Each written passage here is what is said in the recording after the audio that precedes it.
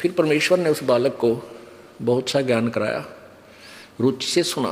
फिर कहने लगे, बाबा आपका कहाँ वो लोक जो ब्रह्मा विष्णु महेश से भी ऊपर है, वहाँ भी कोई और भगवान रहता है? परमात्मा बोले, चल बेटा तुझे वो लोक दिखाता हूँ। क्योंकि परमेश्वर ने अपने गवाचार करने थे इस बिचली पीढ़ी का पेटावरण के लिए, विश्वास दृढ़ करने के लिए कि आने वाले समय में कोई डगमग ना रह जाए और मेरे ये गवाह अपना एफिडेविट लिख कर चले जाएंगे। वही किया।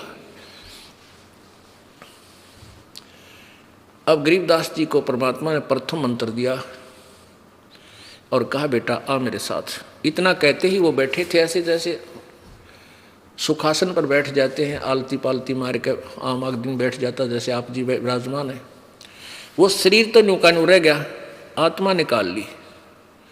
आत्मा ऊपर जा रही, क्योंकि आत्मा के ऊपर एक और शरीर होता, सूक्ष्म शरीर। ये तो कवर है ऊपर का। ये समझो कि जैसे सर्प निकल जाता है कैंचुली त्याग के, या तो कैंचुली है हमारे ऊपर। तो ऊपर जाकर परमात्मा ने गरीबदास साहब जी को सब ब्रह्मांड दिखाए, ब्रह्मा विष्णु महेश के लोक दिखाए, और जहां जहां भी प्रभु गए सब ने नतमस्तक होकर उनके चरण लिए। धर्मराज के लोक में गए परमात्मा, धर्मराज ने भी खड़ा होकर के परमात्मा का सत्कार किया कबीर साहब का। और गरीबदास जी देख रहे हैं, भाई बाबा जी के तो कमाल का है, ये तो कति इसके सारे ही इसके आगे नतमस्तक हैं, ये तो बहुत कसूता है। तो फिर ऊपर ब्रह्मांडों को पार करके काल दिखा के देख, ये बैठा वो काल, ये 1 लाख प्राणी नित्य खाता है। और ये भोली आत्मा समझ रही है हम बहुत अच्छे लोक में रह रहे हैं। ये काल ने अपने आहार के लिए, देख गरीबदास बेटा ये सामने तपस्या 1 लाख प्राणी देख, वो भूख तड़फ रहे हैं, यहाँ आ रहे हैं, पटकते जा रहे हैं और तड़फ रहे हैं।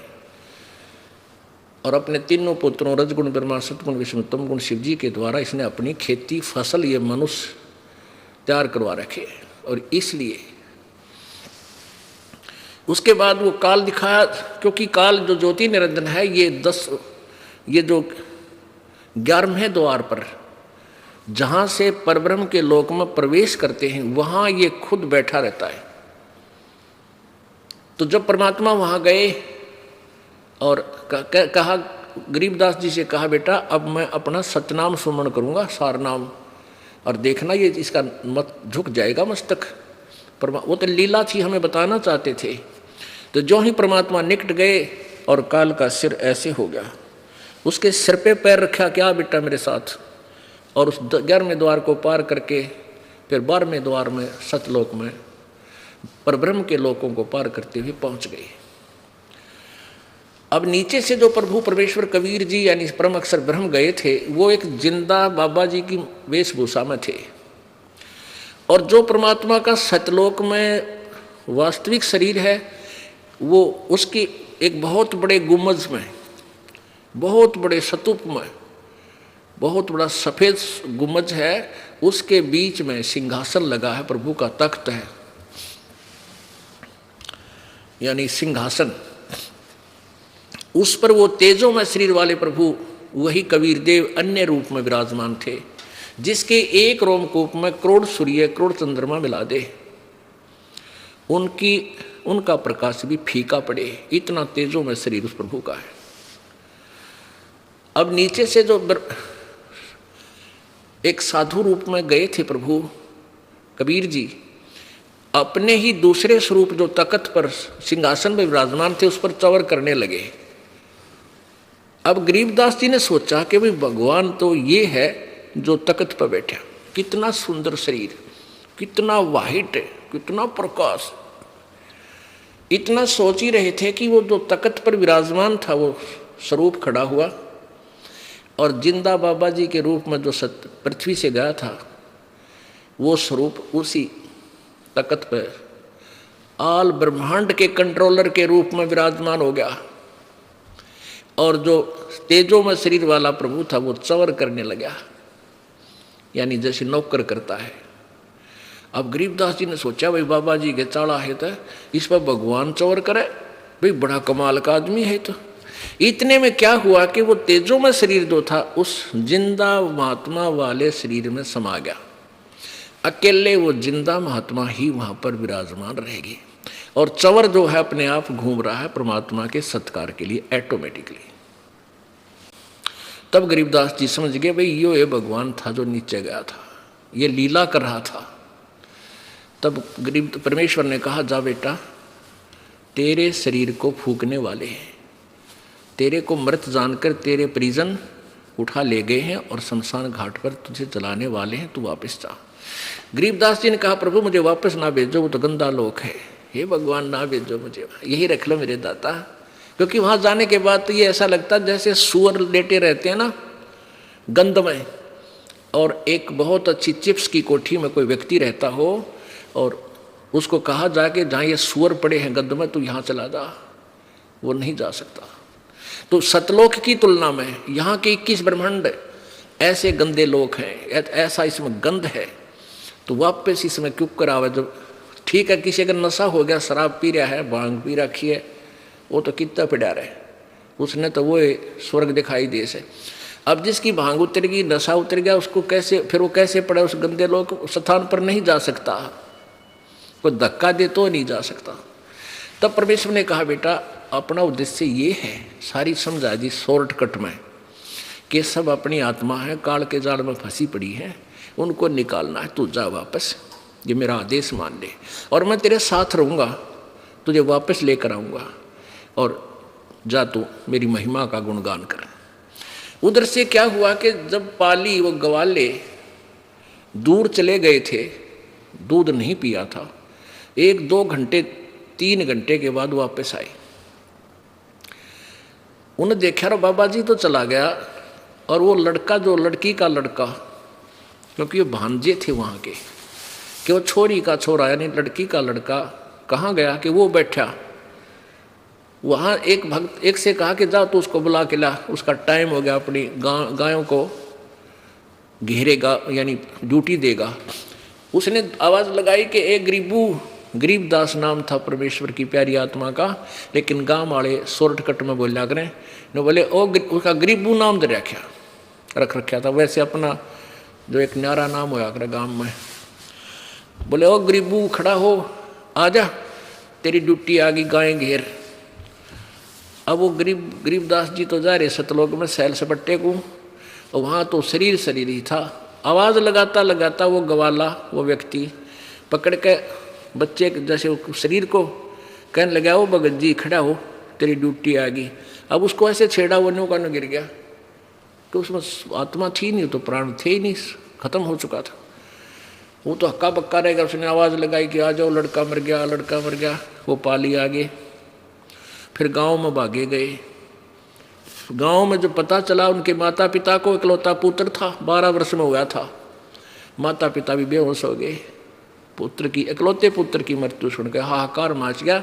और छोटा सा गांव था, 30-40 घर थे उस समय, और सभी को शिहर उठे और भाग लिए उधर। तो 1.5 किलोमीटर दूरी पर, गांव से 1.5 किलोमीटर की दूरी पर वो पवित्र स्थल है जहाँ पर परमात्मा आए थे। आज भी वो यादगार उस गांव में बनी हुई है, सड़क के साथ में। ये दास आंखों देख रहा है, क्योंकि हम पहले वहीं छुड़ानी जाते थे, वहाँ हमारे गुरुदेव जाते थे। हम गरीबदास पंथ से ही अलग हुए हैं।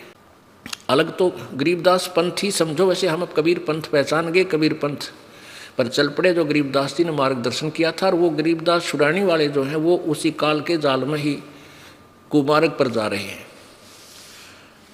तो वहाँ आज भी वो यादगार विद्यमान है, और गांव का बच्चा बच्चा कहता है कि यहाँ कबीर जी आए थे, क्योंकि गरीबदास जी ने अपनी वाणी में प्रमाण दे रखा है। अलल पंख अनुराग है, सुन मंडल रहे थीर, दास गरीब उधारिया मोए सतगुरु मिले कबीर। तो गांव वाले सब जाकर के बच्चे का शव उठा लाए, और शाम के समय 5-6 बजे 7-8 बजे उसने जलाने की चेष्टा करने लगे। चिता पर रख दिया, अग्नि लगाने की तैयारी। तभी परमात्मा ने वो आत्मा गरीबदास जी वाली परमेश्वर कबीर जी ने वापस शरीर में प्रवेश कर दी। एकदम वो बंधन टूट गए जो ऊपर बांध रखे थे अस्थि का ऊपर, उसमें अर्थी का ऊपर, और एकदम बालक खड़ा हुआ। और जो आंखों देखा, जो परमात्मा ने फीड कर दी थी वो वाणी, कबीर साहब, कबीर परमेश्वर जी ने, गरीबदास जी ने, वो अमरवाणी बोलनी शुरू कर दी। वो अमरवाणी संग्रह की हुई है, आज ये दास आपको पढ़कर सुनाता है, उसी में से बहुत सी वाणी बार बार सुनाता रहते हैं। तो वो वाणी बोलनी शुरू कर दी और किसी से बात नहीं करे, उठ पड़ा, बच्चे को ले आए। अब सबको ये हो गया कि लड़का मेंटल हो गया, पागल हो गया, क्योंकि उसने बाबा जी के जादू जंत्र का दूध पी लिया, इसलिए इसके दिमाग में फर्क हो गया। बावड़ा कहने लग गया, पागल बावड़िया गरीबदास जी को। फिर ये सोचा कि चलो बच्चा जीवित हो गया, माँ बाप इसने बच्चे के देख देख कर इसको अपना जीवन पूरा कर लेंगे, इसी के साथ अपने दिन तोड़ लेंगे, ये सोचकर सब अपना संतुष्ट हो गए। अब वो बोल रहे, वो अमरवाणी जो वेदों से भी पार की है, और वो बोला जब समाज समझे नहीं, वो पागल कहने लग गया उस परम पिता की प्यारी आत्मा को।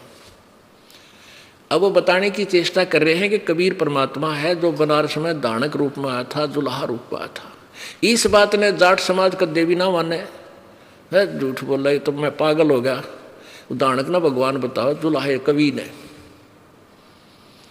अब परमेश्वर को पता था कि ये गरीबदास जी द्वारा मैं अपनी महिमा पुनर्लिपिबद्ध करवा दूं, इस बीचली पीढ़ी में यू एफिडेविट काम आएगा। अब क्या हुआ कि ऐसे 3 वर्ष बीत गए, गरीबदास जी मस्ती में ये शब्द बोलते हैं, वाणी बोलते हैं कि वो परमात्मा सतलोक में रहते हैं, वो पूर्ण ब्रह्म है। जाकू कहें कबीर जुलाहा, सब गति अगम अगम अगाहा, वो जिसको तुम जुलाहा कहते हो वो पूर्ण परमात्मा है।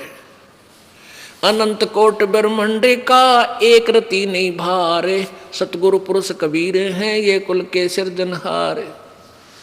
अनंत कोट ब्रह्मंड का परमात्मा पर कहते हैं एक रति भी भार नहीं है उनको, वो इतने समर्थ इतने शक्तिशाली हैं।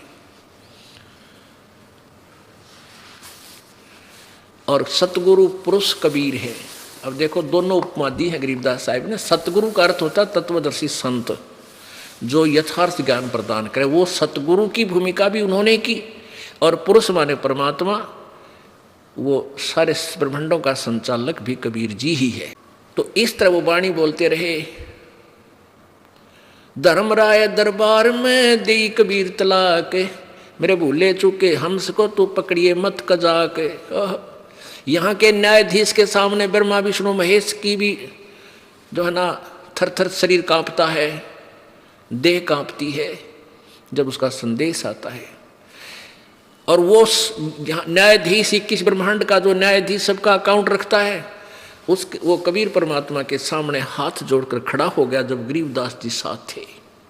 जैसे बड़ा अधिकारी पुलिस वाला और छोटे अधिकारी दरोगा के ऑफिस में चला जाता है, अचानक उसको पता चल जाता है कि आईजी साहब आए हैं या एसपी आया है, तो खड़ा हो जाता है, सलूट मारता है और वो उसको आदेश देता है, संकेत देता है, डांट मारता है कि तूने ऐसा किया तो तुझे छोड़ूंगा नहीं, तेरा ये कर दूंगा। वो कहता जी सर, जी सर। तो ऐसे कबीर परमात्मा के सामने 21 ब्रह्मांड का न्यायाधीश धर्मराज करबद्ध खड़ा हो जाता है और उसको परमात्मा डांट मारते हैं कि मेरे भूले चूके हंस को तू पकड़िए मत कजाक। ए नालायक, खबरदार, जब मेरे कबीर हंस को, जिसने मेरा सही नाम ले रखा, उसको तूने पकड़ा, अकाउंट लिया, तो मेरे से बुरा नहीं होगा। बोले पुरुष कबीर से धर्मराय कर जोड़, हाथ जोड़कर, तुमरे हंस ने पकड़ो नहीं मैं 2 ही लाख करोड़। तो जो इस दास के द्वारा दिए हुए नाम का जाप करेगा सच्ची श्रद्धा से, आजीवन नियम पालन करता हुआ, उसका अकाउंट धर्मराज नहीं करेगा और ना ही उसके दूत आपको लेने आएंगे। परमात्मा का जहाज आएगा, आपको प्यार के साथ उसमें बैठा करके सतलोक ले जाया जाएगा। इस तरह की कथा सुनाया करते थे गरीबदास जी, लेकिन कोई नहीं मानता। बालकों में जिक्र करते, बालक अपने घर वालों को बताते, वो कहते हो तो मेंटल है बेटा, उसके पास मत बैठा करो। वो तो कबीर को भगवान बताता है, दानक को, दुल्हे को। एक दिन क्या हुआ कि एक दादू साहेब जी हुए हैं। दादू साहेब जिनको परमात्मा इसी तरह आकर मिले थे जैसे गरीबदास जी को मिले। जब दादू साहेब 7-8 वर्ष के थे उसमें ऐसे ही परमात्मा एक जिंदा महात्मा के रूप में, बूढ़ा बाबा के रूप में, वृद्ध बाबा के रूप में आकर मिले थे और फिर उनकी आत्मा को भी सतलोक लेकर गए थे। 3 दिन और 3 रात वो अचेत रहे थे, मरे नहीं। श्वास धड़क रही थी लेकिन आत्मा यहां से बाहर थी। और तीसरे दिन वापस जब छोड़ा तो दादू साहब जी ने भी यही कलम तोड़ वर्णन किया था कबीर परमेश्वर की महिमा का। उन्होंने क्या कहा कि जो जो शरण कबीर की तिर गए अंत अपारे, दादू गुण के ता कहूँ भाई कैतन आवे पार। अब यहाँ दादू जी का प्रकरण इसलिए आवश्यक हो गया क्योंकि इसके साथ साथ ये लिंक भी जुड़ता है कि परमात्मा किन किन को आकर मिले और कहाँ मिले, उन्होंने क्या क्या प्रमाण दिए। जो जो शरण कबीर की वो तिर गए अंत अपारे, दादू गुण के ता कहूँ भाई कैतन आवे पार। उस परमात्मा की महिमा कितनी की गाऊं, मेरे पर गाई नहीं जाती। जो भी उनकी शरण में है वो सारे पार होंगे, पर विधिवत, नकली संतों के पास नहीं, नकली नामों से नहीं। कबीर करता आप है दूजा ना कोई, कबीर करता आप है दूजा ना कोई, दादू पूर्ण जगत को हो भक्ति दृढ़ावे सोए। दादू कहते हैं कबीर करता आप है, वो कबीर जो परमात्मा है वो आप ही भगवान है और कोई दूसरा करता नहीं है, सृष्टि रचने वाला नहीं है। और दादू पूर्ण जगत को भक्ति दृढ़ावे सोए, वो भी सत्य भक्ति भी वही आकर बताता है, पूरे संसार में और किसी के पास ज्ञान नहीं होता। ठेका पूरा होवे जब सब कोई तुझे शरीर, दादू काल चंपे नहीं जप है जो नाम कबीर। आदमी की आयु घटे तब यम घेरे आए, सुमरण किया कबीर का दादू लिया बचाए। कि जब इंसान की आयु कम हो, समाप्त होगी तो काल आ जाएगा। लेकिन हमने तो अपने भगवान का मंत्र ले रखा था, मेरी रक्षा परमेश्वर ने की, मेरे निकट काल के दूत नहीं आए। मेट दिया अपराध सब, यानी अंगारी पाप नाशक परमेश्वर कबीर जी हैं। मेरे सभी पापों का नाश कर दिया, दादू साहब जी कह रहे हैं। मेट दिया अपराध सब आ मिले छनमाही, दादू संग ले चले कबीर चरण की छाही। सेवक देव निज चरण का दादू अपना जाने, भरंगी सत्य कबीर ने कर लिया आप समान।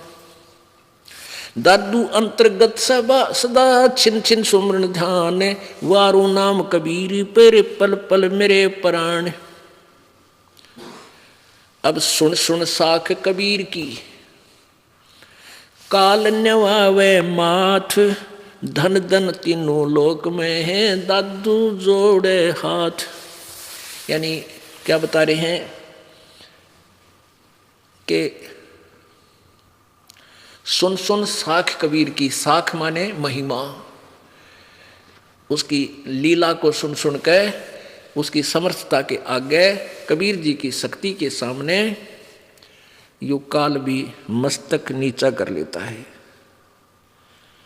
सुन सुन साख कबीर की, काल न्यवावे माथ, धन हो तीनों लोक में दादू जोड़े हाथ।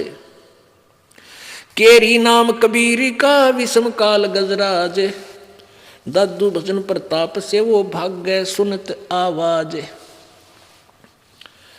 अब कैसी प्यारी तुलना की है दादू साहब जी ने कि जैसे हाथी जो होता है, हाथी, और हाथियों का राजा गजराज यानी हाथियों में सबसे तगड़ा, उसको तो समझ लो यो काल है 21 ब्रह्मांड में इतनी ताकत वाला।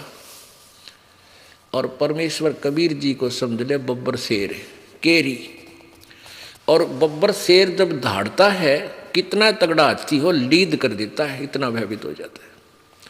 तो यहाँ क्या बताते हैं, केरी नाम कबीर का और विषम काल गजराज, दादू भजन प्रताप ते वो भाग्य सुनत आवाज। पल एक नाम कबीर का दादू मन चित लाए, अस्थि के असवार को हो स्वान काल नहीं खावे। कितनी प्यारी व्याख्या की है कि जो परमेश्वर कबीर जी की शरण में आ गया, विधिवत उनके कृपा पात्र संत के माध्यम से उपदेश ले लिया, वो समझो हाथी पर बैठ गया और सवार इसको काल को दादू साहब कह रहे हैं ये काल समझो समान रूप है, यानी कुत्ते जितनी अक्षमता है। यहाँ हाथी से तुलना कर रहे हैं कि जो हाथी के ऊपर बैठ गया उसको कुत्ता हानि नहीं पहुंचा सकता कभी भी किसी प्रकार से। इतना आउट ऑफ रीच हो जाता, उसकी पहुंच से इतने बाहर हो गए आप काल की मर्यादा में रहोगे। मर्यादा का मतलब है हाथी पर बैठे रहना, नीचे मत पड़ना। नीचे पड़ गिर गए तो आप वो कुत्ते तो फिर पाट देंगे आपको, वो तो पहले ही भौंक रहे हैं। आप जी फिर शरण से बाहर मत जाना। जो मर्यादा ये दास आपको बता रहा है उस मर्यादा में रहना, फिर आपके निकट ये काल नहीं आ सकता। ठीक है, दूर से भौंकते रहेंगे कुत्ते। आपने देखा होगा गांव में जब हम देखा करते हाथी आ जाता तो गांव की गली के कुत्ते सारे पीछे लाग लिया करते उसको, भौ भौ, और एक निकट नहीं आवे, रहने 50 फुट दूर भौ भौ। उनको पता है कि एक सूंड मार दिया 10 मरोगे। और पैर को हानि हाथी का मुंह में भी ना हो, कुत्ते के गड्ढे भी कोई ना, उसका जबाले भी ना गढ़ते हाथी के शरीर में। तो यहां दादू साहब जी कितनी प्यारी व्याख्या करते हैं कि पल एक नाम कबीर का दादू जो मन चित लावे, हाथी के असवार कोई स्वान काल नहीं खावे, उसको हानि नहीं पहुंचा सकता ये। तो आप इतने आउट ऑफ रीच हो गए, काल की पहुंच से इतने बार हो लिए। सुमृत नाम कबीर का कटे काल की पीरी, दादू दिन दिन ऊंचा हो परमानंद सुख सीरी। दादू नाम कबीर की जय कोई लेवे ओटे, तिनको कभू लागे नहीं भाई काल वज्र की चोट। काल के वज्र कितने एक्सीडेंट करा देता, हमने सामने गाड़ी बढ़ गई, सारे मर जाते हैं, काट काट कर निकालते हैं।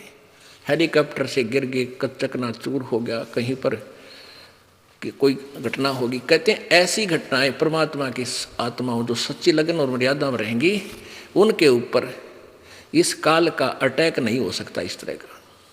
उनको कभू लागे नहीं काल वज्र की चोट है। और संत सब कूपे हैं केते धृता नीर, दादू अगम अपारे है वो दरिया सत्य कबीर। कितनी प्यारी व्याख्या की। परमात्मा जैसे हम परमात्मा की परिभाषा में श्री कृष्ण जी को परमात्मा मानते थे किस आधार पर कि श्री कृष्ण जी ने मोरध्वज राजा का पुत्र ताम्रध्वज को आरे से चिरवा कर, कृष्ण जी ने के विषय हम सुनते थे कि मोरध्वज राजा के पुत्र ताम्रध्वज को आरे से चिरवा कर जो मर गया था 2 फाड़ हो गए थे और फिर जीवित कर दिया। इससे हम श्री कृष्ण जी को भगवान मानते थे। लेकिन अब परमात्मा के चानने में हमें दिखा परमेश्वर कबीर जी के ज्ञान में कि श्री कृष्ण जी अपने सगे भाणजे अभिमन्यु को जीवित नहीं कर सके, जो महाभारत के युद्ध में प्रथम जन ही चक्रव्यूह में मारा गया था। इकलौता पुत्र सुभद्रा का और 500 पांडवों का कुल नाश हुआ था और कोई बालक नहीं था। श्री कृष्ण जी रो रहे थे, सुभद्रा रो रही थी और 500 पांडव हाहाकार मची हुई थी। श्री कृष्ण जी जीवित नहीं कर सके। क्यों नहीं कर सके? क्योंकि उनके श्वास उसके, और उनको क्यों जीवित कर दिया ताम्रध्वज को? उसकी आयु शेष थी, अभिमन्यु का प्रारब्ध इतना ही था, उसको चेंज नहीं कर सकता श्री कृष्ण। केवल कबीर परमेश्वर आयु बढ़ा सकता है, एक्सटेंशन कर सकता है, वो समर्थ पावर है। जैसे शॉर्टकट में आगे बताएंगे पूरा विस्तार इन 5 दिन में। एक कमाल नाम के बालक को मृत हो गया था, उसकी आयु समाप्त हो चुकी थी और परिवार वालों ने उसको जल प्रवाह कर दिया था। कुछ कबीले ऐसे हैं जो ना जमीन में दफनाते, ना सभा करते, अग्नि में जलाते नहीं, वो जल में प्रवाह कर देते हैं, वो जल प्रवाह कर देते हैं, मतलब एक विधिवत अपने तरीके से, परंपरा से। और वो तैरता हुआ चलता है मुर्दे के नीचे, ऐसा कुछ एक फूस का ऐसा बंडल सा बनाकर उसको ऊपर आदर से लटाकर चलते कर देते हैं, उस पर एक ज्योति सी जगा देते हैं।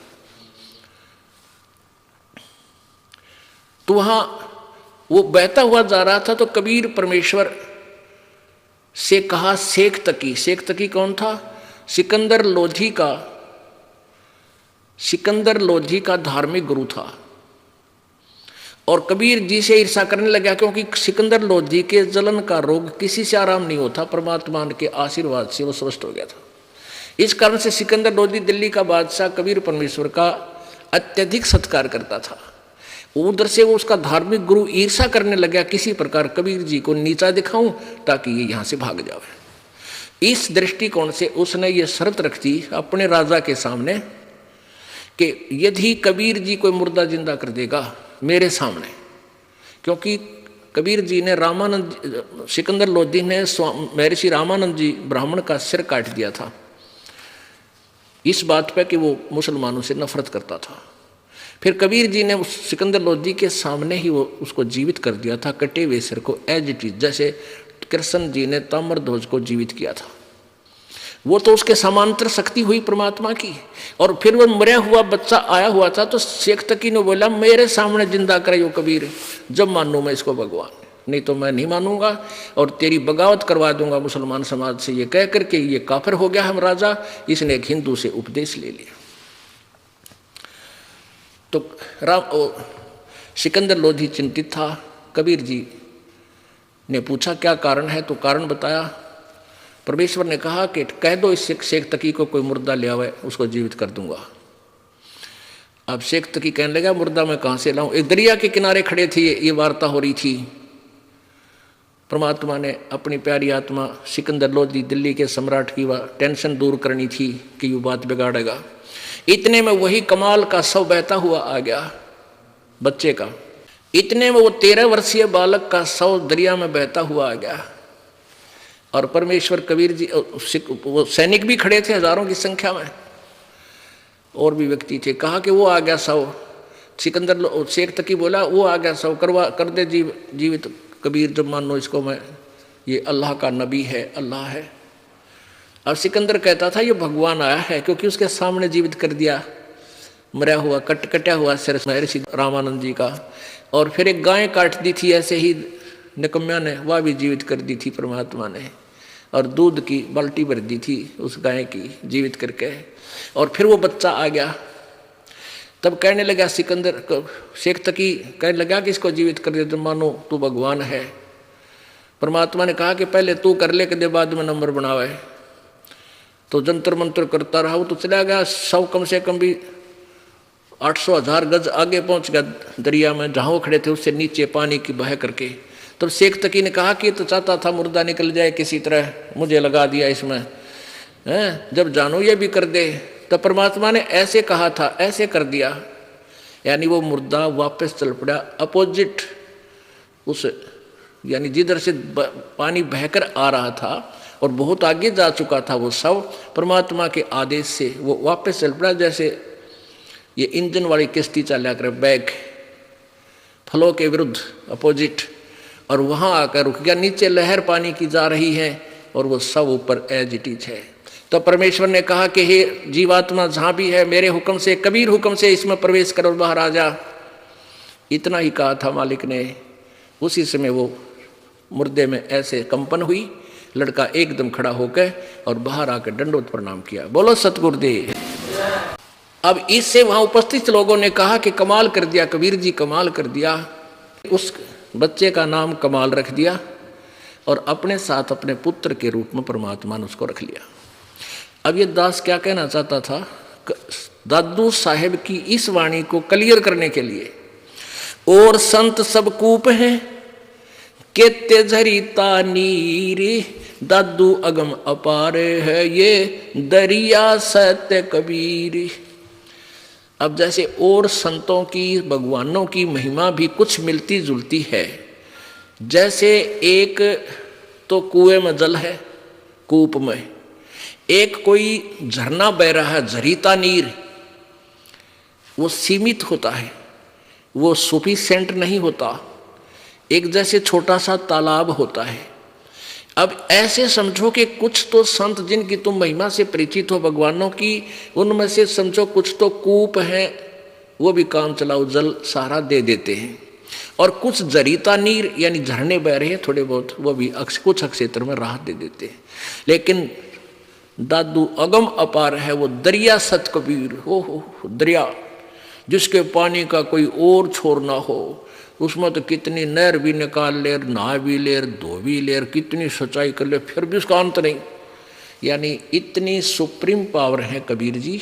और दूसरे हैं वो छोटी मोटी राहत वो भी दे देते हैं, लेकिन वो पूर्ण मोक्ष नहीं कर सकते, आपके आयु में वृद्धि नहीं कर सकते, आपके प्रारब्ध में परिवर्तन नहीं कर सकते। अन्य संत ना भगवान, केवल कबीर परमेश्वर परम अक्षर ब्रह्म ही आपके प्रारब्ध को चेंज कर सकता है।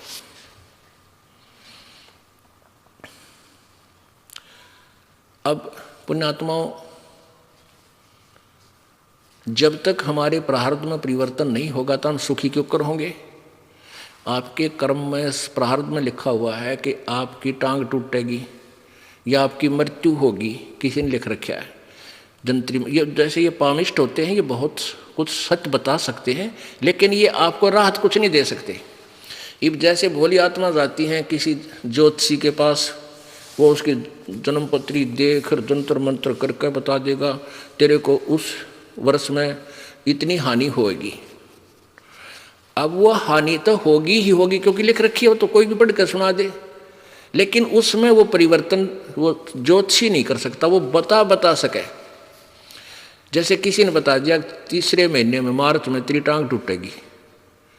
अब वो तो एक महीना पहले और चिंता पैदा कर दी उसने, और बचाव कुछ हो नहीं सकता, और वह टूट गई तो फिर क्या करता, भाई उसने बता दी थी पहले तेरी टांग टूटेगी, भाई जान दिया तगड़ा, भाई वो तो कमाल का आदमी है, भाई पहले बता दी थी, बता के कला तोड़ दिया उन्होंने, पहले बता दी थी। अब जैसे आप किताब अपना जंतर ज्योतिषी का दिखाया ना, और जो आपको बता दे तेरा यह हानि होएगी, और फिर आप आ जाना इस दास के पास, कबीर भगवान की शक्ति से आपको मंत्र देंगे, और उस दिन वह हानि आपको नहीं होगी, वह होनी थी क्योंकि लिखा हुआ है, और फिर नहीं होगी आपका, गारंटीड बात है। तो ये समाधान चाहिए, ज्ञान नहीं। उस ज्ञान से क्या पता सारा मिल गया तेरा टांग टूटेगी, और हम कहेंगे नहीं टूटेगी, इसलिए मंत्र जाप करना, मर्यादा में रहना, तो वो चेंज होगी, वो बदल दिया आपका, आपके ऊपर आने वाली आपत्ति परमात्मा ने टाल दी। तो इसलिए भगवान की हम ढूंढ रहे हैं जो हमारे प्रारब्ध में आने वाले कष्ट को, संकट को दूर करे।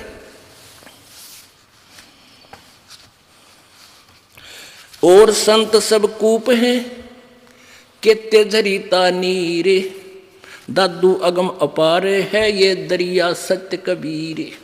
दादू नाम कबीर का सुन के कापे काले, नाम भरोसे नर चले भाई हो नबा का बाले। नाम का भरोसा रहे। कहते हैं कबीर जी का नाम सुन के इस काल भी कांपने लग जाता है, ये किस ब्रह्मांड का मालिक ब्रह्म। और जो अपने सच्चे नाम का सहारा लेकर पूरे संत से लेकर भक्ति करता है, उसका हो नबा का बाल। जिन मोह को निज नाम दिया सोए सतगुरु हमारे, दादू दूसरा कोई नहीं वो कबीर सिरजनहार। अब इस दादू पंथ का एक अनुयायी, एक गोपाल दास नाम का एक व्यक्ति गृहस्थी था, वो फिर अपने बाल बच्चों से निमट कर शादी उनके ब्याह करके तो दादू पंथी महात्मा बन गया था वो, यानी सन्यास ले दिया था। लाल कपड़े पहना करता, जैसी वेशभूषा उनकी थी, और साधु की वेशभूषा वो बनाकर घूमता था। एक दिन वो दादू साहिब का अनुयायी, वो गोपाल दास संत छुडानी गांव में आ गया। उसका कोई चेला था, उसके वहाँ रुक गया। अब उस शिष्य ने कहा, उस व्यक्ति ने जिसके वो गोपाल दास रुका हुआ था, कहा महाराज जी हमारी एक लड़की का लड़का, हमारा एक गांव का बहुत बड़ा चौधरी है, बहुत धनवान व्यक्ति है, उसका इकलौता, उसका कोई संतान नहीं थी, उसने अपना दामाद रखा हुआ है, घर जमाई रूप में, वारस रूप में। और उस लड़की का एक लड़का हुआ, वो भी मेंटल हो गया। एक बाबा जी ने जंतर मंत्र का दूध पिया दिया उस टाइम। और संतों की विद्या को साधु ही काट सकते हैं। यदि आप कृपा कर दो, हमारी लड़की का लड़का स्वस्थ हो जाए, आपका बड़ा एहसान होगा। अब वो दादू पंथी एक आधा कोई झाड़ा जुड़ा ला के भूत बात काट दिया करता। उसने सोची वही साहेब पाओगा इनके, कहने लगा भाई बुला ले। अब वो व्यक्ति गया, उस शिवलाल नाम था गरीबदास जी के नाना जी का, और कहा कि ऐसे ऐसे एक हमारे यहाँ संत आ रहे हैं और इस लड़की के लड़के को उसको दिखा देते हैं। वो कहे मैं ठीक कर दूंगा। तो 5-7 भक्त आदमी और वो लड़का गरीबदास जी और उनका नाना जी लेकर आ गए। तो वो जो दादू पंथी संत गोपाल दास था वो 65 वर्ष की उम्र का, और साहेब गरीबदास जी 13 वर्ष की आयु के बालक। उस बालक से पूछा, उस दादू पंथी संत ने कहा कि बेटा वो कौन था जो तुझे एक जादू जंत्र का दूध पिला गया? अब वो तो परमात्मा की चेतना से, परमात्मा से परिचित होने के बाद उनका अंतःकरण खुल गया था, दिव्य दृष्टि खुली थी। वो जान के गरीबदास जी की दादू पंथी संत है। तो क्या कहा परमेश्वर की वाणी, जो कबीर परमेश्वर ने उनमें ज्ञान फीड किया था, उसके आधार से क्या बोले? गरीबदास जी ने कहा, हम सुल्तानी नानक तारे दादू को उपदेश दिया, जाति जुलाहा भेद न पाया, वो काशी माहे कबीर हुआ। अब कारण तरले भाषण का मारी वो दादू जी के जो अनुयायी था उसको बता दिया कि हम सभी, यानी मैं गरीबदास और अब्राहिम सुल्तान अधम, वो मुसलमान धर्म में उत्पन्न, और नानक जी जो सिख धर्म का प्रवर्तक, और दादू जी, इन सभी को जिसने पार किया वो जाति जुलाहा भेद नहीं पाया, काशी माहे कबीर हुआ। हम सुल्तानी नानक तारे दादू को उपदेश दिया, जात जुलाहा भेद न पाया, वो काशी माहे कबीर हुआ। वो कबीर काशी वाला दोबारा आकर मुझे प्रकट हुआ, सतलोक से चलकर आए। क्योंकि सन 1518 में परमेश्वर मगहर से सहस्री चले गए थे, 1518 में, और गरीबदास जी को आकर मिले वो 1727 में, 199 वर्ष बाद, यानी मगहर से सहस्री जाने के सतलोक से वापस 199 वर्ष बाद फिर आए, 200 वर्ष बाद समझ लो। सन 1717 और सन 1518, ये फिर 27 यानी 210 वर्ष, 209 वर्ष समझ लो। तो वो परमात्मा फिर आए। तो कहते हैं हम सुल्तानी नानक तारे और दादू को उपदेश दिया, नाम जात जुलाहा, वो दानक कबीर काशी माए कबीर, जात जुलाहा उसका भेद नहीं पाया, वो काशी माए कबीर, वो परमात्मा मिले थे मुझे आके। अब कबीर परमेश्वर की महिमा दादू पंथ, दादू साहब के ग्रंथ में भी कलम तोड़ लिखी हुई है, इसको वो दादू पंथी भी पढ़ रहा था। अब इस तरह काफ़ी परमात्मा, फिर तो गरीबदास जी लगे रहे, वाणी सुनाते रहे, गैबी ख्याल विशाल सतगुरु अचल दिगंबर थी रहे, भक्ति हेत काया धराए, वो अवगत सत कबीर है। वो सारी कथा सुनाई परमात्मा की महिमा की, जैसे हम ब्रह्म वेदी में सुनते हैं, गाते हैं। गैबी ख्याल विशाल सतगुरु अचल दिगंबर थीर हैं, भक्ति हेत काया धरे आए, अवगत सहत कबीर हैं। नानक दादू अगम अगाधू, तेरी जहाज खेवट सही, सुख सागर के हंस आए, भक्ति ही रंबरे उर्धरी, कोटि भानु पर कास पूर्ण, रोम रोम की लार है, अचल अभंगी है सतसंगी, अवगत का दीदार है। धन सत्य गुरु उपदेश देवा, 84 ब्रह्म मेटहि, तेज पूंज आन देह धर कर, इस विधि हमको बैठहि। शब्द निवास आकाशवाणी, यो सत्य गुरु का रूप है। चंद सूरज ना पवन ना पानी, न जा छाया धूप है। रहता रमता राम साहेब, अवगत अलह अलेख है। भूले है पंथ विटम्बवादी, वो कुल का खाविंद एक है। रोम रोम में जाप जप ले, अष्ट कमल दल मेल है। सुरत नरत को कमल पठावो, जहाँ दीपक बिन तेल है।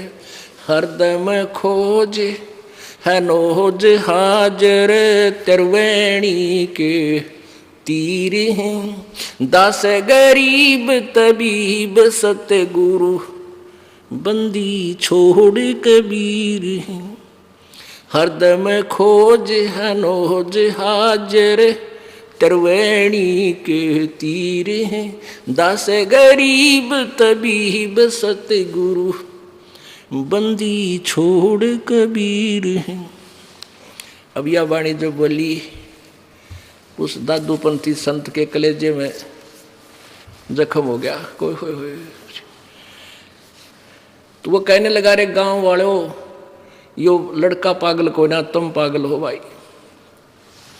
ये तो वो अमर वाणी बोल रहा है भक्तों, इसको सुनकर तो जीव का वही कल्याण हो जा। तो उसने एक 65 साल का वृद्ध और एक 13 वर्ष के बालक के सामने हाथ जोड़ कर बोले, ए महाराज जी, या अमृतवाणी लिखवा दे मेरे को। ये तो बहुत प्यारी और बहुत ऑथेंटिक वाणी है। और कहने लगे, रे इसने तो भगवान मिले भाई, ये तो परमात्मा परिचित है, परमात्मा का प्रत्यक्ष दृष्टा संत है, तुम इसको बावड़ा मत कहो। तो गरीबदास बालक तो चल पड़े आगे आगे, बाबा जी का दिमाग सेंटर में लाना है। वो बालक वो क्योंकि जो ग्राहक होते हैं वही पहचानते हैं इस सौदे को, वही करते हैं। उसने ना देखा तो बाबा जी हर लोग नो कहेंगे तू किस बालक के पीछे चाल पड़ा, तू तो फिर नल है। तो जिन्हें भगवान चाहिए वो मान बड़ाई नहीं करते, वो अपना कल्याण चाहते हैं। चाहे किसी से मिल जाए उसकी अपने रोग कटन की, उसी से ले ले। पीछे पीछे हो लिया, हाथ जोड़ कर कहने लगे, महाराज दया कर दो, कलयुग में उद्धार होगा बहुत से प्राणियों का। तीसरे दिन जब देख लिया कि बाबा जी कति सेट हो रहा है, आखिर तक लिख लेगा, तब कहने लगे, गोपाल दास सुन ले, अगर सारी वाणी लिखा तो लिखवाऊँ, कदे बीच में भाग जा। अगर नहीं, सारी लिख लूँगा। क्योंकि वो लाला जी के घर का जन्म था गोपाल दास का, और वो पढ़ रहे थे अपनी, वो शिक्षा थी थोड़ी बहुत उसको, हिंदी भाषा या कुछ फारसी फुरसी में लिख लेता वो। तो कहते हैं गरीबदास साहेब जी का एक बेरी का बाग था, उसमें एक जंडी का पेड़ था। उस जंडी के पेड़ की छाया में बैठ जाते क्योंकि, और फिर लिखना शुरू कर देते। कहते 3 वर्ष तक ना 6 महीने तक, 6 महीने तक दादू वो गरीबदास जी बोलिया करते और दादू साहब लिखा करते। और दादू लिखवाते समय कह रहे हैं, ये वाणी यहाँ की नहीं है, 80 अरब कोस समाधि मार्ग से बात कह रहा हूँ कि मैं यहाँ से सहज समाधि से ऊपर का देख रहा हूँ, आंखें खोल रहे हैं और बोल रहा है और मैं लिखवा रहा हूँ। वही आंखों देखा हाल जो परमात्मा से परिचित हुए थे गरीबदास जी, उन्होंने अपनी आंखों देखा हाल अपनी अमृतवाणी में लिपिबद्ध करवाया। आज वो सदग्रंथ के रूप में हमारे पास उपलब्ध है, जो कबीर परमेश्वर की वाणी से 100% मिलता है, मेल खाता है। तो वो ग्रंथ साहब का ये अखंड पाठ ये सामने चल रहा है, इसी से पढ़कर ये दास आपको ये सुना रहा था, क्योंकि इसी में से हमने ये भक्तिबोध नामक एक पुस्तक बना रखी है, जो सुबह से हम दोपहर की वाणी हम नित्य पाठ करते हैं, जिसमें कबीर जी की अपने मुखारविंद से उच्चारित और अब उनके दास गरीबदास द्वारा दिया हुआ ज्ञान कबीर जी का ही, उनकी वाणी का मिलकर आपको पाठ के लिए जाता है।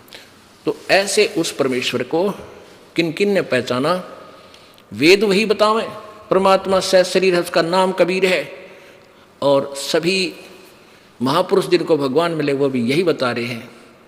जैसे नानक साहिब जी ने जब परमात्मा मिले बेई नदी पर, ऐसे वो भी 3 दिन तक बेहोश रहे थे एकांत स्थान पर, कहीं दूर, किसी को नहीं पता वो कहाँ पर हैं। उनकी आत्मा को निकाल कर परमेश्वर सचखंड लेकर गए सतलोक, फिर वापस छोड़े तीसरे दिन। तो उन्होंने वहाँ के नगर निवासियों ने सोच लिया था नानक साहब तो डूब कर मर गए, दरिया में छलांग लगाई थी, बाहर नहीं आए। और तीसरे दिन जब वापस आए तब उन्होंने बताया कि हम सचखंड जाकर आए हैं अपने परम पिता के पास, पूर्ण ब्रह्म के पास। फिर परमेश्वर ने कहा था मैं बनारस में, क्योंकि ये समकालीन है, गरीब नानक साहिब जी और परमेश्वर कबीर जी समकालीन थे। परमेश्वर ने वहाँ से जैसे गरीबदास जी को ले गए थे ऐसे नानक जी को ले गए, फिर वापस छोड़ा, कहा मैं बनारस में धाणक का काम करता हूँ, जुलाहे का। वहाँ आए जब देखा सामने वही परमात्मा जो सारे ब्रह्मांडों का रचनहार सतलोक में यही सूरत देखी थी, तो उन्होंने अपनी वाणी में लिखा है, बोला है, एफिडेविट दिया है, और वो गुरु ग्रंथ साहिब के प्रश्न नंबर 24 यानी 24 पर लिपिबद्ध है। फाई सूरत मलुकी वेश ए ठगवाड़ा ठगी देश खरा सियाणा भोता भारी धानक रूप रहा करतार। तो यही गरीबदास जी कहते हैं हम सुल्तानी नानक तारे दादू को उपदेश दिया, जात जुलाहा भेद न पाया वो काशी माहे कबीर हुआ। बोलो सतगुरुदेव सत साहेब। परम पिता परमात्मा पूर्ण ब्रह्म सारी सृष्टि के रचनहार कुल मालिक कबीर देव, कबीर साहब, अल्लाहु अकबर, अल्लाह कबीर, गॉड कबीर, ये वही परमात्मा है जो बनारस में एक जुलाहे की भूमिका करके अपने तत्व ज्ञान को प्रचार करके सशरीर आए थे, सशरीर अपने निज धाम सतलोक को चले गए। उनका कलयुग में समय रहा सन 1398 अर्थात संवत 1455 से सन 1518 अर्थात संवत 1575 तक वो परमात्मा इस धरातल के ऊपर एक मनुष्य जैसी लीला करके एक जनसाधारण जैसा जीवन जी के हमारे लिए एक एग्जाम्पल छोड़कर चले गए। वो परमात्मा प्रत्येक युग में एक ऐसा जीवन जीते हैं, एक ऐसा जीवन व्यतीत करते हैं, एक जनसाधारण मनुष्य जैसा, और जैसे आम व्यक्ति कर्म करते हैं ऐसे ही कर्म करके परमात्मा एक उदाहरण हमारे लिए पेश करते हैं कि बच्चों, परमात्मा पाने के लिए विशेष आडंबर या कठिन साधनाओं की आवश्यकता नहीं है। उसके लिए मानुष जन्म हो, कोई जाति मजहब कहीं भी आपका जन्म किसी भी धर्म में हुआ हो, पूर्ण संत आपको मिल जावे, बुराइयों को त्याग देना और बहुत ही सिंपल वे से साधारण तरीके से अपना जीवन जीना। परमात्मा पाने के लिए जंगल पहाड़ों पर या जंगल में जाना आवश्यक नहीं है। भक्ति करने से बात बनेगी। आप अपना कर्तव्य करते हुए, अपना जो आपका स्वाभाविक कर्म है, इनको करते हुए परमात्मा प्राप्ति कर सकते हो। उसके लिए वे स्वयं ही एग्जाम्पल बनते हैं, उदाहरण बनते हैं। परमेश्वर ये दिखा कर गए थे कि मेरे से निर्धन कोई नहीं हो सकता। एक झोंपड़ी में रहना, माता पिता थे, मोह बोले, परमात्मा के माता पिता नहीं थे, लेकिन नीरू नीमा नामक एक जुलाहे ने, दंपति ने उनको परमात्मा को कमल के फूल से उठाया था और अपने बच्चे की तरह पालन पोषण किया था। वो भी लीला थी परमात्मा की, ना तो जो सबका धारण पोषण करता उसका पालन पोषण कौन कर सकता है। उन्होंने एक लीला दिखानी थी, अपना जीवन एक मनुष्य की तरह ऐसे ही ये लीला करनी थी, प्रत्येक युग में करते आए हैं। उसमें अपने 2 मुँह बोले माता पिता, 2 बच्चे थे जो मुर्दे जीवित किए थे। लड़के का नाम कमाल, लड़की का नाम कमाली था। और जैसे एक व्यक्ति अपने परिवार का पोषण करता है अपना कर्तव्य कर्म करके। तो जुलाहे का कर्तव्य कर्म करते हुए परमात्मा ने ये उदाहरण दिया था कि तुम विश्वास रखो मालिक पे, यहाँ घना जोड़ा तोड़ी के चक्कर में मत पड़ो, ज़्यादा संपत्ति और ज़्यादा संग्रह करने के चक्कर में मत पड़ो, ये काल का जाल है। केवल इतना ही करो जितने आपको आवश्यकता है, बाकी समय मालिक के चरणों में ध्यान रखो। परमेश्वर जी क्या करते थे, कपड़ा बुनते थे और उसको फिर उसकी जो कमाई आती थी कपड़ा बुनने की मजदूरी, उसमें से जो उनके आवश्यक आइटम की आवश्यकता होती थी घर पर खाने पीने के लिए, वो ले आते थे और फिर पैसा बच जाता था उसको धर्म में लगा देते थे, अब भंडारे कर देते थे, भोजन भंडारे कर देते थे, वो संग्रह नहीं करते थे। पुण्यात्माओं हमें उदाहरण देते परमात्मा, संकेत देते हैं, पर हम बालक हैं, हम काल प्रेरणा में आकर के काल के ही भाव में बही रहते हैं, हम परमात्मा की वाणी पर विश्वास कम करते हैं। परमेश्वर कहते हैं कबीर जी कि कह कबीर सुनो भी साधो मैं तो हूँ विश्वास में। यदि तुम विश्वास करोगे कि मैं परमात्मा हूँ, मैं भगवान हूँ, सब कुछ कर सकता हूँ, तो मैं तुम्हें पूर्ण लाभ दूंगा। और तुम इतना विश्वास नहीं कर पाओगे तो तुम्हें वर्क डन ही मिलेगा। परमेश्वर हमें क्या उदाहरण देते हैं कि इतना मांगो भगवान से कि साईं इतना दीजिए जामे कुटुंब समावे, हम भी भूखे ना रहें अतिथि ना भूखा जावे। केवल इतनी ही डिमांड बहुत घनी हो जाती है। अब यहाँ देख लो आप, ये बड़े बड़े सेठ साहूकार व्यक्ति, बहुत से उदाहरण हमारे सामने हमारे जीवन में घटित हो चुके हैं। एक अरबपति व्यक्ति सारा जीवन संपत्ति जोड़ने में, फैक्ट्री लाने में व्यतीत किया और ठीक है, साधना पूजा पाठ भी सभी करते हैं, सभी करते हैं, जो पुण्यात्माएं हैं वो सभी कोई न कोई साधना भी करते हैं, लेकिन वो साधना शास्त्र विरुद्ध होने से, शास्त्र विधि को त्याग के मनमाना आचरण होने से वो यूजलेस, वह व्यर्थ होती हैं। जैसे प्रमाण है पवित्र गीता जी अध्याय नंबर 16 के श्लोक 23 में कि शास्त्र विधि को त्याग कर जो मनमाना आचरण करते हैं, अपनी मर्जी से पूजाएं मंत्र जाप आदि करते हैं, उनको न तो कोई सुख होता है, न उनकी कोई सिद्धि प्राप्त होती है, न ही उनकी गति होती है, अर्थात व्यर्थ। तो वो सेठ लोग भी पूजाएं करते हैं, साथ में जैसे भी उनको किसी गुरु ने मार्गदर्शन किया हुआ है या देखा देखी, तो वो साधना तो वैसे व्यर्थ, उसका कोई यूज नहीं, कोई लाभ नहीं होता। और जिस धन के लिए वो रात पड़ा ना दिन पड़ा, ना जाने कितने खोटे कर्म किए, पाप किए, वो धन साथ नहीं गया। एक्सीडेंट दुर्घटना में मर गए, कोई तो हेलीकॉप्टर में मर जाता है, कोई कार दुर्घटना में, कोई ट्रेन एक्सीडेंट में, और वो पाप रह गए इकट्ठे, धन यही रह गया, वो पाप साथ ले गया। उन पापों के आधार से फिर हो सकता है उसका जन्म गधे कुत्ते का बनेगा ही बनेगा, ये तो बट नेचुरल है। फिर जिन कोठी और फैक्ट्रियों को अपनी कहा करता था, अब उसमें कोई भी उसको प्रवेश नहीं करने देगा, उसका लठ मारेंगे। तो पुण्यात्मा परमात्मा हमें बताने आए थे कि तुम मनुष्य जीवन आप जी को मिला है परमात्मा प्राप्ति के लिए।